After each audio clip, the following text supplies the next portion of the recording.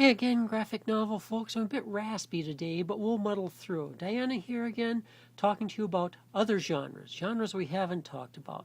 What's there left to talk about? Well, we didn't talk about a lot of stuff. Let's take a basic theme to start with. A quote from Alan Moore. Life isn't divided into genres. It's a horrifying, romantic, tragic, comical, science fiction cowboy detective novel. You know, with a bit of pornography if you're lucky. We'll get back to that last part. The sweaty-toothed madman of comics, Alan Moore, aside, it's time to look at the remaining genres. We've talked about the possibilities and limitations of the superhero, mystery, manga, memoir, and beyond category narratives. And one thing that comes up a lot in this class is, well, we didn't talk about this, we didn't talk about that. Well, here's your chance. If there's something you want to talk about that we haven't talked about that's not on this list, bring it up to me, and odds are I'll let you go for it. Now, bear in mind as we talk about these that none of these definitions are absolute and they're not intended to be absolute. Also, some genres overlap. Some of the best stories fit into multiple categories, as we've discussed in the past, and some stories have no category or serve as their own categories. So what other genres are there? This is a fundamental list and not intended to be all-encompassing. I don't know if there is an all-encompassing list of this.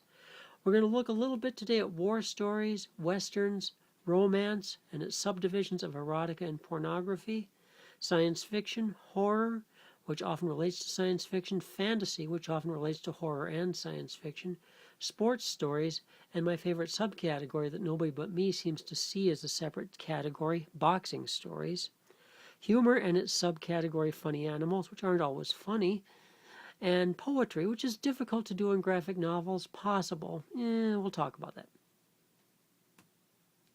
War stories are often billed as anti-war stories. And while these stories usually have an anti-war message, they're often a framework for showing cool fights and big destruction and big airplanes blowing stuff out of the sky and people on the ground fighting and screaming and all that.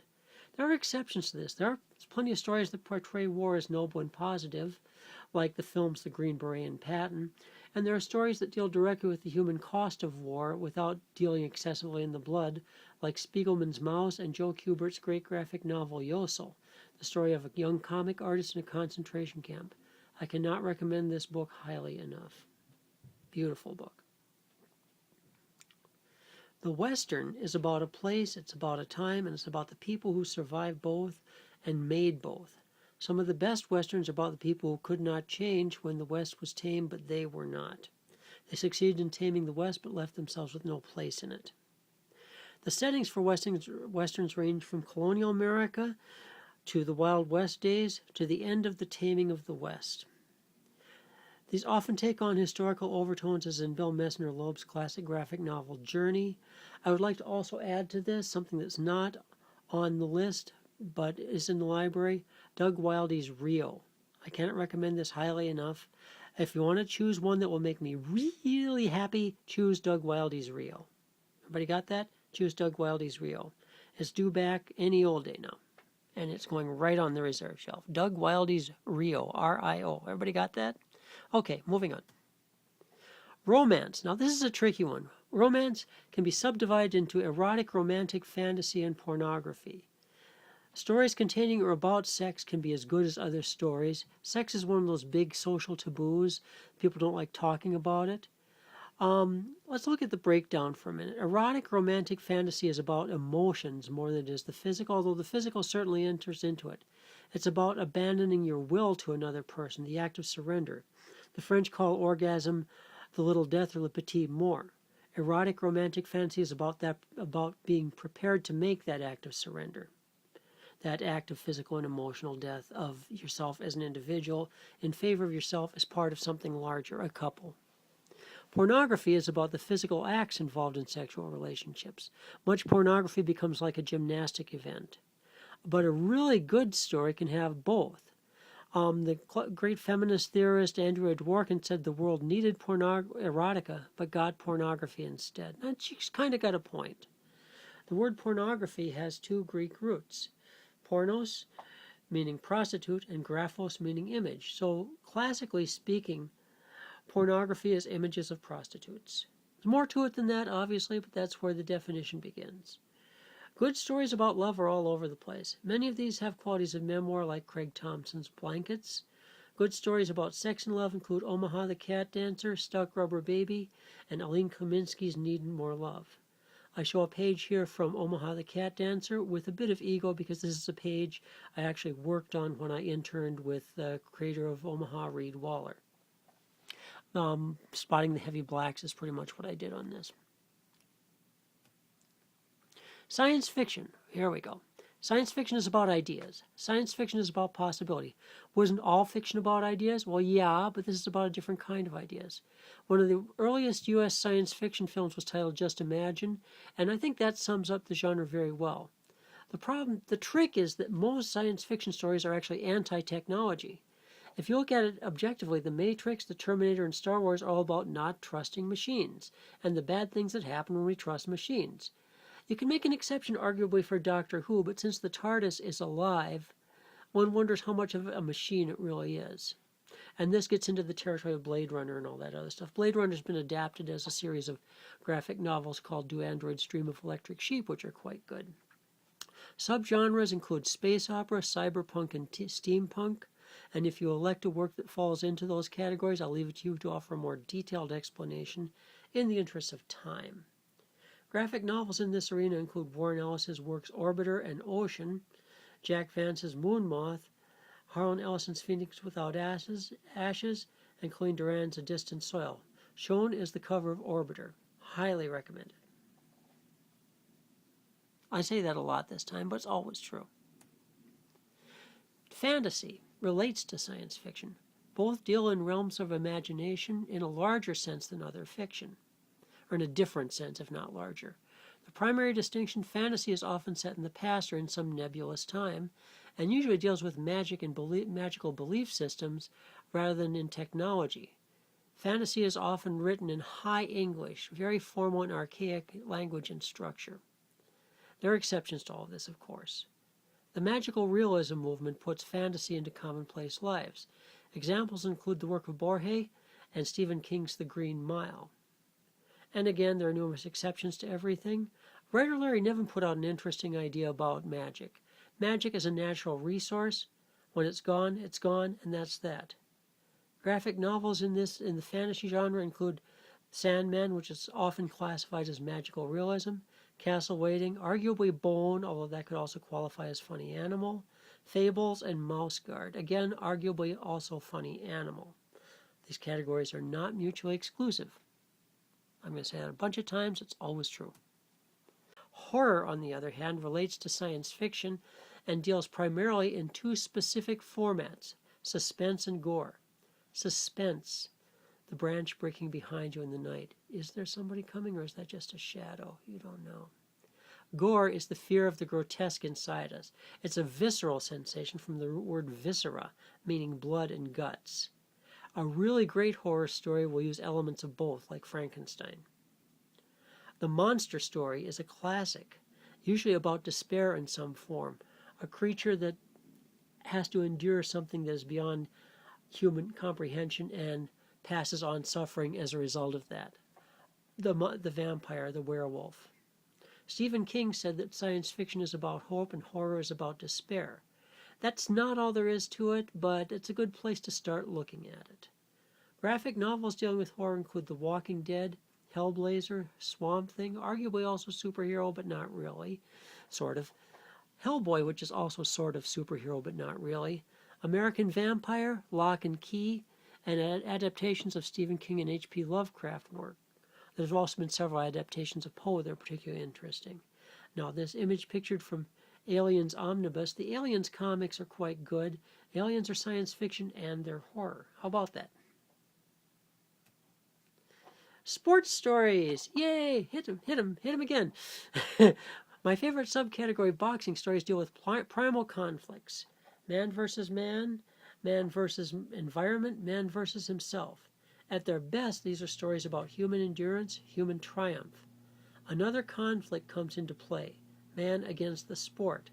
This is particularly clear in boxing stories, in which the sport can destroy the individual, as in $1 Million Baby or any number of other movies, or the individual survives the sport at great cost, as in the Rocky series, in which, well, Rocky actually survives pretty well, but mostly by abandoning boxing.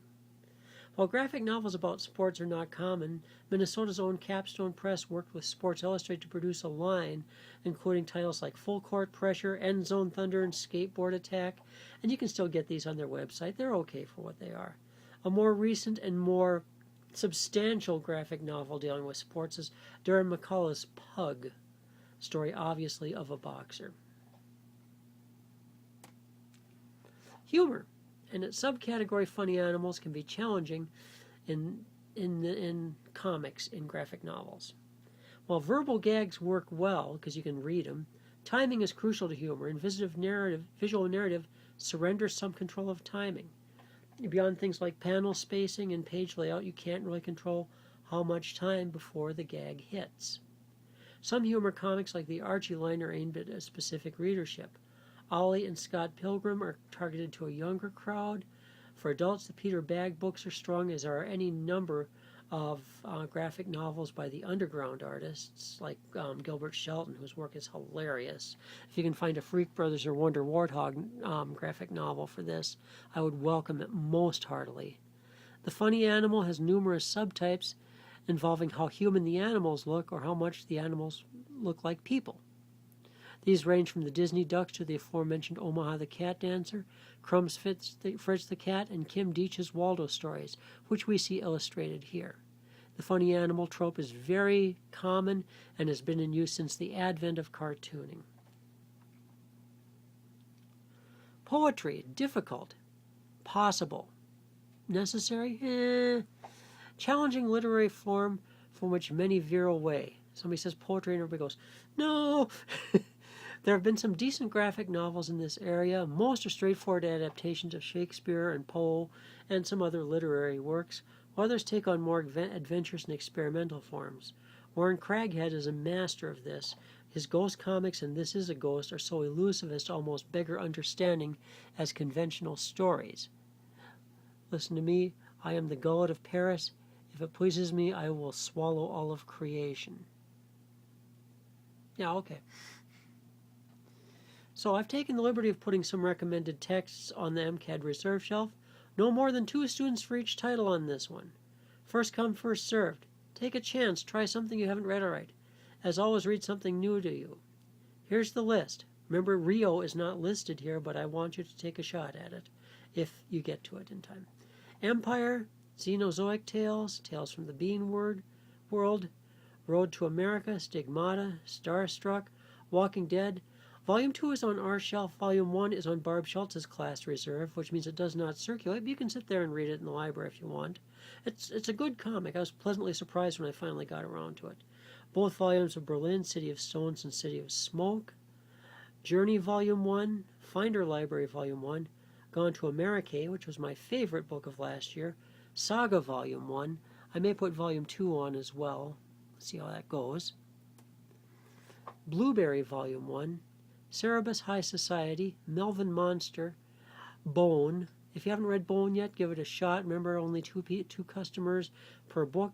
Bear in mind, this one is 1,300 pages, so even though it moves fast, give it some time. Star Child Awakenings, a neglected work that's quite worthwhile.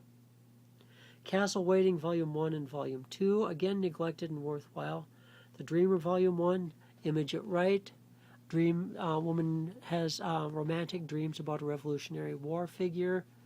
The Night Fisher, Whatever Happened to the World of Tomorrow. I love this book. The Boulevard of Broken Dreams, American Flag, Volume 1, and Downtime. Now, this is not an exhaustive list. If there's something you want to read that's not on the list, get hold of me. We'll see what we can do. Your mission: choose a book from a genre of interest to you that we have not covered in class. No superheroes, no manga, no mystery, no memoir, no beyond category stuff. And that gets a bit iffy, so talk to me if you're not clear. I need approval on these by the end of this month, Saturday, November 30th. As you discuss this, it's a more complex mission, but in a way a simple one. You define the book, you define the genre. If this overview that we've given isn't sufficient, add to the discussion. Talk about how the story and art relate to your expectations of the genre. Discuss the works read by at least 2 other students as well. And since this is our final forum on course readings this semester, offer some summary thoughts of what you take with you from the course and where your reading adventures will go next. Our last week we'll just have a loose and informative forum to discuss one another's projects. And that should do it for right now. Diana? Oh, here's the details. Sorry, I skipped a page. As stated at the outset, not an exhaustive list. Other genres and hybrids of genres are possible. First posts are due by 11:59 Wednesday, December 4th. I'm giving you extra time since it's a holiday week. All posts submitted by 11:59 Saturday, December 7th will be considered for grading. Images from this and the previous slide are from Jim Henson's posthumous graphic novel, A Tale of Sand, which would also work for this assignment. Now that's it for sure. Okay, Diana signing off. Looking forward to working with you this week. As always, take care, and we'll see you in the funny papers.